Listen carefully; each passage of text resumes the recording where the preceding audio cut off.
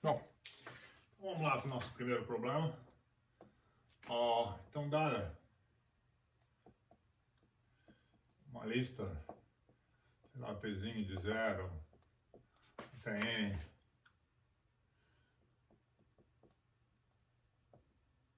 representando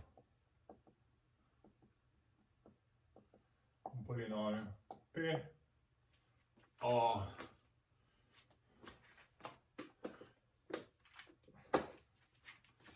E, um ponto X real, determine P de X, tá? Ou seja, a gente quer avaliar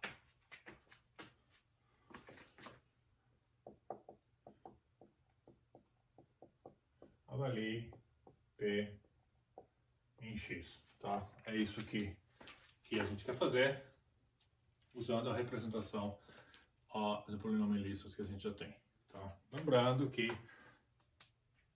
cada coeficiente vai estar exatamente na entrada da lista. Bom, várias formas de fazer isso, tá? Primeira, sei lá, vamos chamar de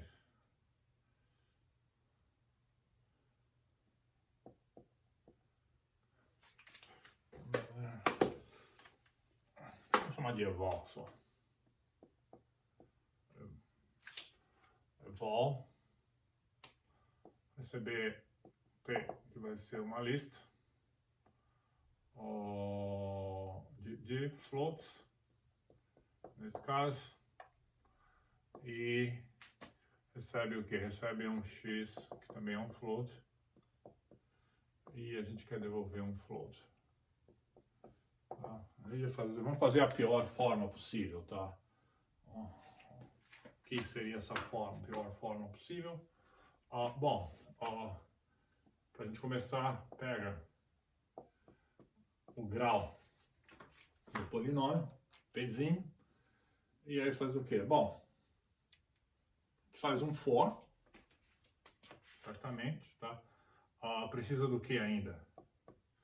Precisa armazenar o valor desse polinômio, né? Lembra, um polinômio é uma expressão desse tipo aqui, tá? É isso aqui que a gente tem que avaliar, né? Tá?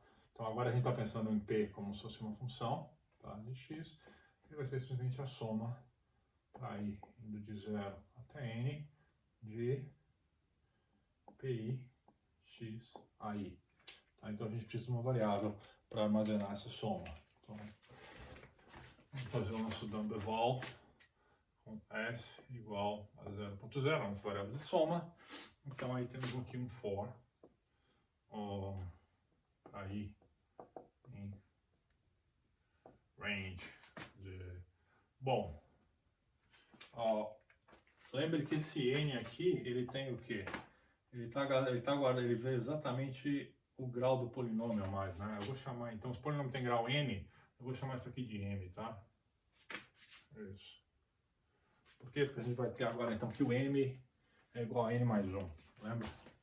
Falou? Tá, então, o m vai ser exatamente igual a n mais 1, grau do polinômio.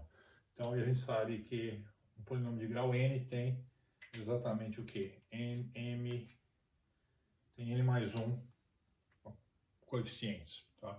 Então, uma coisa meio que vai funcionar, né? Será? Faço essa pergunta para vocês. Isso aqui está correto? Se eu botar ali range até m, isso funciona? Ou eu tenho que botar n mais 1? Ou eu tenho que botar n menos 1? Tá? Quando vocês ficam pensando, eu vou escrever o resto do código. Qual seria o resto do código aqui? O S é o quê? Ele é mais igual a... Então, o P de I vezes o quê? Vezes o X que a gente recebeu, vai elevado a o próprio I. Tá? Bom, aqui a gente sabe que a precedência da exponenciação é maior do que a multiplicação, né? Então isso aqui funciona. No final, devolve o quê? Devolve o S. Tá? E isso é uma possível avaliação. Tá? E eu volto a fazer a seguinte pergunta. O M aqui está ok? Ou a gente precisa colocar alguma outra coisa no lugar? Bom, como é que a gente resolve essa questão? Bom, pensa exatamente, o m tem exatamente n mais 1. Está correto? O número de coeficientes. E a gente sabe exatamente o que? Bom, a gente sabe que os coeficientes começam a ser numerados de 0, né? Então, de 0 até n, se o m é n mais 1, para. Quando for n mais 1, então aquilo ali está correto. Tá? Então essa é uma primeira possível avaliação para o nosso polinômio. Ó, claramente tem uma coisa indesejável acontecendo. Para a primeira versão está ótimo, tá? Mas tem uma coisa um pouco indesejável acontecendo aqui, né? Que é o quê? Bom, é o fato que a gente está exponenciando o x aqui o tempo inteiro. A gente já sabe que nesse tipo de situação a gente pode fazer isso de uma forma um pouquinho melhor, né? Tá? Mesmo usando uma forma de exponenciação esperta, tá? Que gasta tempo logaritmo, como a gente já falou numa aula passada e vai voltar a falar no futuro, tá? Inclusive para matrizes, a gente estaria fazendo isso aqui o quê? M vezes uma exponenciação da ordem de m, então log m. Então isso aqui seria uma coisa meio ruim, tá? Então, bom, mas a gente já sabe o quê? A gente já sabe que tem algo melhor que a gente pode fazer. Que algo melhor é esse? Bom, sei lá, a gente pode definir uma outra variável aqui. Vamos definir uma variável t de termo, tá? E o termo começa com 1, né? E a nossa soma é a soma vezes o termo. E logo após a gente fazer isso, a gente tem o quê? Que o termo é o termo multiplicado pelo próprio x, né? Então no começo x é 0, que é 1. Depois isso aqui vira x, depois x ao quadrado, x ao cubo e assim sucessivamente, tá? Então essa é uma forma um pouco mais esperta de fazer a mesma avaliação do polinômio, tá? Observe que ainda faz bastante multiplicações, né? Tá? Dessa vez agora está bem claro, né? O laço m roda, o laço i roda m vezes, e a gente tem uma multiplicação aqui, outra multiplicação aqui, então a gente tem duas multiplicações acontecendo dentro do laço, mais uma soma, tá? E tudo bem, para o nosso curso de PI, isso é tranquilo, mas dá para fazer algo um pouquinho melhor, tá? O que será isso? Bom, isso é o que a gente chama, para fazer algo um pouquinho melhor, entra no que a gente chama de a representação de Horner, né? A forma de Horner, tá? Vamos escrever um polinômio aqui embaixo e vamos trabalhar um pouquinho com ele, tá? Então, imagine que a gente tenha um polinômio de grau n, tá? Você pode pensar até na função polinomial, se for o caso. Então a gente tem lá um p de n, x a n, mais p de n menos 1, x a n menos 1, mais p de n menos 2, x a n menos 2, lá. O negócio continua indo até, sei lá, p2x quadrado, mais p1x, mais p0, tá? E o que? Bom, tirando o elemento de grau 0, tá? Que só tem o coeficiente p0 vezes x0, né? Aqui a gente pode imaginar que tem um x a 0 aqui e esse cara aqui é um x a 1, né? Então, tirando esse cara, a gente pode certamente fazer o quê? A gente pode botar um x em evidência, tá? Então a gente pode reescrever esse polinômio de outra forma. Que forma é essa? Bom, a gente pode reescrever ele como se fosse p0 mais o quê? Mais um x que multiplica o quê? Que multiplica todo o resto do polinômio, tá? Com esse x fatorado. Aí aqui viraria o quê? Ele viraria p1, mas eu vou escrever agora em ordem reversa, mais p2x, mais p3x quadrado, mais lá, mais, vou chegar aqui em pn menos 1, x a n menos 2, mais pn x a n menos 1, certo? Isso foi só uma reescrita e uma fatoração, tá? E não é difícil perceber o quê? Não é difícil perceber que a gente pode, que o mesmo vale aqui dentro, tá? Se a gente prestar atenção nessa parte interior, a mesma técnica que a gente usou da primeira linha para a segunda, ela pode ser repetida. Tá? Então isso aqui dá o quê? Isso aqui dá exatamente igual a P0 mais o quê? Mais o x que multiplica P1 mais, põe novamente um x em evidência. Isso aqui vai dar P2 mais P3x mais lá mais Pn menos 1 x a n menos 3 mais Pnx a n menos 2 e fecha duas vezes o parênteses, tá? E, bom, e observe que eu tenho um polinômio agora aqui. Então aqui eu tinha um polinômio de grau n e reescrevi e fiquei com uma constante mais um x que multiplicava o quê? Um polinômio de grau n menos 1. Apliquei a mesma transformação nesse polinômio de grau menos 1, fiquei com um polinômio, uma constante mais um x que multiplica uma constante mais um x que multiplica agora um polinômio de grau n menos 2. Ou seja, não é difícil perceber o quê? Que a gente pode induzir esse raciocínio. Tá? A gente pode, ou recorrer, se for o caso, né? Se pensar, pensar nisso recursivamente. A gente pode recorrer, tá? Vou fazer essa parte aqui em cima, tá? E até o quê? Então isso aqui vai ficar igual. Fazendo isso várias vezes, o que vai acontecer? Bom, vai acontecer que a gente fica lá com P0 mais o x que multiplica o quê? P1 mais o x que multiplica o quê? P2 mais o x que multiplica o quê? Bom, isso aqui vai acontecendo até que a gente chega no quê?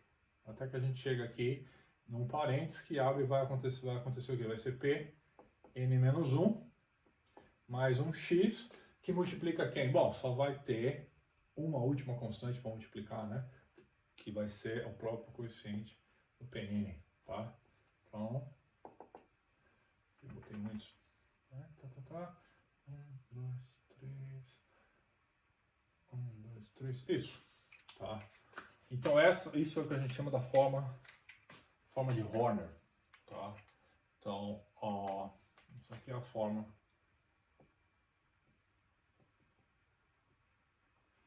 de Horner, tá? Horner foi quem derivou isso a primeira vez, tá? Então, a mesma expressão que a gente tem dos graus, ela pode ser reescrita de uma outra forma, colocando a variável x em evidência, quando for possível, rearranjando a escrita, tá? De forma que aconteça o quê? Já perceberam o que está acontecendo aqui? Bom, obviamente isso tem, assim, a derivação é óbvia, mas a gente pode provar por indução que isso é correto. Isso obviamente dá um algoritmo recursivo, tá? E esse algoritmo recursivo ele é tão simples que uma versão iterativa, tá, sai claramente de dentro dele, né? Que é o quê? Bom, como é que a gente avalia esse polinômio? Já perceberam?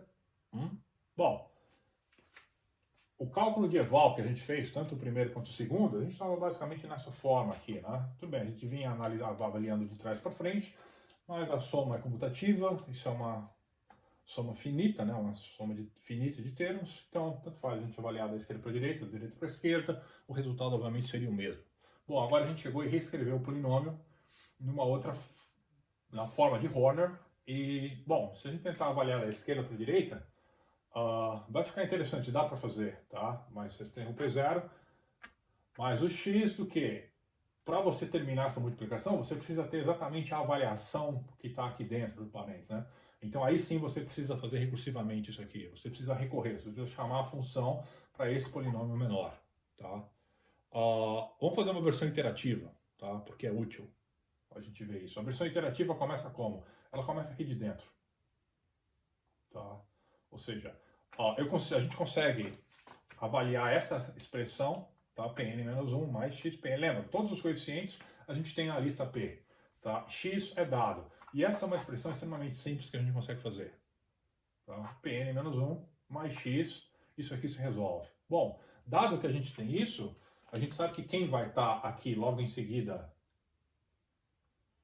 multiplicando tudo isso aqui? 1x. E logo depois o quê? A gente vai somar quem está aqui para ser somado, vai estar o P de n menos 2.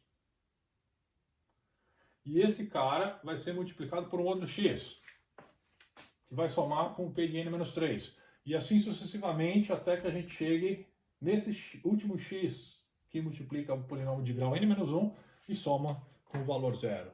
E aí a gente tem a avaliação do polinômio da mesma forma. E essa é a forma de Horner, tá?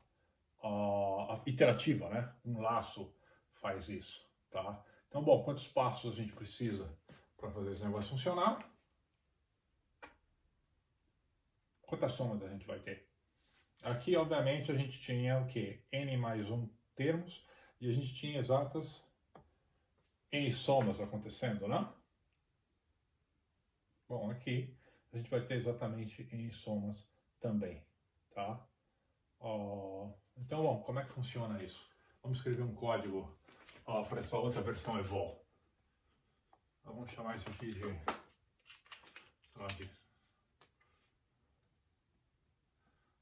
evol Horner.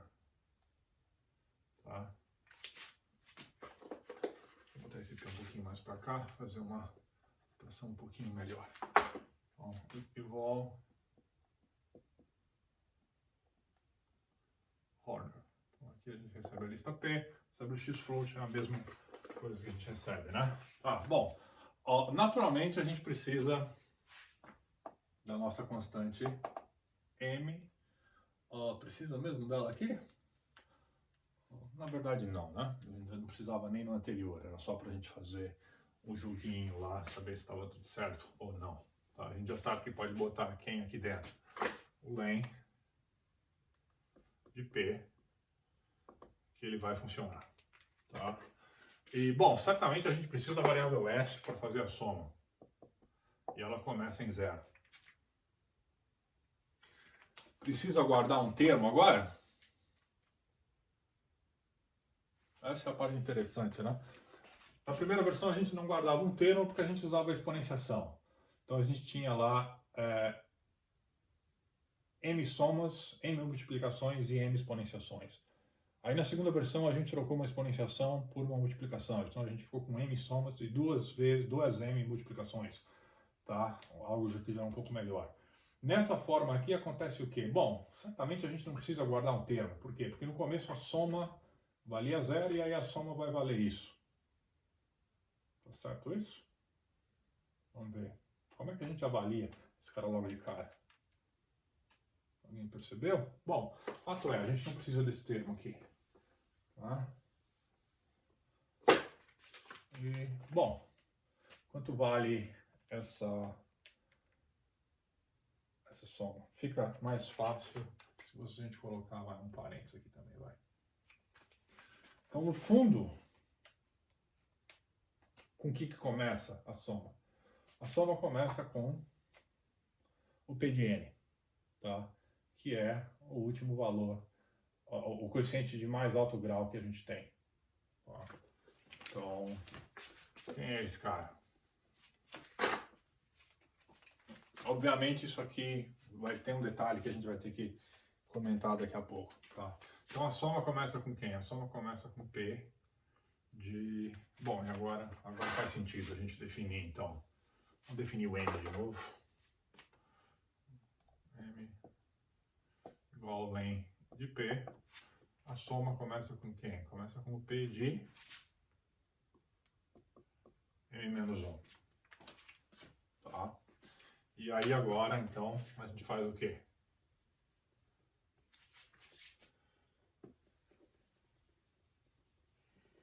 A soma tem que funcionar como o quê? A soma, ela é igual a o P de quem? Vamos pensar que a gente está vindo de trás para frente. O P de n já foi feito. Então a gente quer começar o quê? Quer começar em n menos 1. Certo? O n menos 1 aqui significa o quê? É o m menos 2. E a gente quer chegar até o 0. Então isso aqui vai para o menos 1 e a gente para em menos 1. tá? Então isso aqui é o P de quem? É o P de M já está lá dentro. É o P de o I aqui no caso, mais o X vezes o próprio S. Tá? E ao final a gente vai ter o valor que a gente quer. Tá? A parte interessante aqui da história. Observe que a gente está fazendo, no caso, exatamente N, né? Multiplicações e N somas. Tá? Então a gente cortou o número de multiplicações pela metade. A gente não está usando exponenciação e cortou o número de multiplicações pela metade. Tá? Tem um detalhe aqui, óbvio que a gente nem se preocupou, no caso, quando na primeira avaliação, tá? E o que representa um polinômio vazio, né? O que seria isso? Bom, obviamente o polinômio de grau zero, tá? É o quê? O polinômio que n é igual a zero, tá? É o polinômio que é igual a uma constante, tá? Então, bom, não faz sentido essa história de polinômio vazio, tá? Uma lista vazia, no caso, para representar um polinômio, não faz sentido. Tá? A gente pode tratar isso facilmente colocando o quê? A gente podia colocar no código aqui, né? Entre o S e o M, a gente podia colocar uma assert lá, uma assertiva, dizendo o quê? Que o M tem que ser maior ou igual a 1, tá? Senão, aborta o código. Bem, a gente pode fazer isso, mas a questão é que não faz sentido uma lista vazia no caso do polinômio, porque isso não seria um polinômio, tá? Então, um polinômio vazio é uma coisa que a gente pode definir, é uma coisa boba, tá? Qual seria o grau dele? O grau menos 1, tá? Às vezes em recursão, talvez, nem em recursão faz sentido, tá? No caso base, seria, obviamente, esse aqui, tá? Que o polinômio de grau zero, ele é só uma constante. E, bom, a fórmula de Horner, tá? Mostra pra gente o quê? Mostra pra gente como, às vezes, uma pequena manipulação simbólica, tá? Um pouquinho de aritmética, tá? Rearranjando os termos, a gente acha um processo indutivo, e esse processo indutivo, bom, ele diminui o número de multiplicações pela metade, tá? A variação do polinômio, nesse caso, ela já era da ordem de n, tá? Mas isso aqui, na prática, é ainda mais rápido do que as outras duas avaliações que a gente fez, tá? Vale a pena testar isso. Mas mais do que isso, para ser mais rápido na prática, a ideia é interessante, né? Tá? E o processo indutivo, obviamente, te dá uma função recursiva para fazer isso aqui, tá? E nesse caso, a função recursiva, ela é facilmente transformada em uma forma iterativa. Basta você vir de dentro para fora, tá? Aliás, antes da gente terminar, eu vou usar vou tirar esse assert daqui. Eu vou usar esse código para contar uma coisa para vocês a respeito desse range que a gente tem aqui, tá? Esse range, obviamente, está correto, né? A gente fez os cálculos e a gente quer ver exatamente de n-2, tá? Até pegar o zero, tá? No fundo, tem uma construção em Python, tá? Que chama-se reversed. Que ele faz o quê? Ele reverte um iterável, tá? Então a gente pode dar um iterável como a gente varreria ele da esquerda para a direita, e o reversed realinha o iterável de forma que a gente passe automaticamente a varrer da direita para a esquerda. O que eu quero dizer com isso? Bom, pensa que você está indo da esquerda para a direita. Bom, você queria o quê? Você queria pegar do P0 até o n-1. Então você queria que isso aqui começasse em 0. Como começa em 0, você não precisa escrever nada. E você quer o quê? Que ele pare em n-1. E o n-1, a gente sabe que isso é quem? É exatamente igual ao n-2. Então isso aqui tinha que ir até o n-1, né? E lá ele pararia. Bom, se a gente escrevesse esse range ali, daria tudo errado, certo? Obviamente. Bom, mas esse é o range que seria da esquerda para a direita. Mas eu quero pegar ele em ordem reversa, tá? Então eu posso escrever o range original e só coloco o reversed na frente. E esse range que a gente escolheu aqui, indo de n-2, parando em 0, decrescendo em m de -1 em -1, bom, o reversed faz exatamente isso, tá? É interessante, o código fica às vezes um pouco mais legível usando o reverse, tá? É bom saber e é bom usar isso muitas vezes, tá? Vocês vão ver que na nota de aula eu fiz uso do reverse muitas vezes, tá? Ó, tá. Alguma pergunta com relação aqui à forma de Horner, à avaliação? Eu tenho uma, tá? Esse é o código iterativo, funciona. Só de farra, como é que ficaria uma versão recursiva disso? Tá? É um código curto, tá? Útil, tá? Você implementar, tá? Obviamente você vai ter que passar o quê? Você vai ter que passar o nível, o grau do polinômio que você tá? Então você precisa passar uma variável a mais aqui nessa sua avaliação ou numa outra função que você escolhe. E é bastante interessante fazer a versão recursiva também e comparar ela com a versão iterativa, tá? Isso eu vou deixar para vocês pensarem e depois a gente fala nela.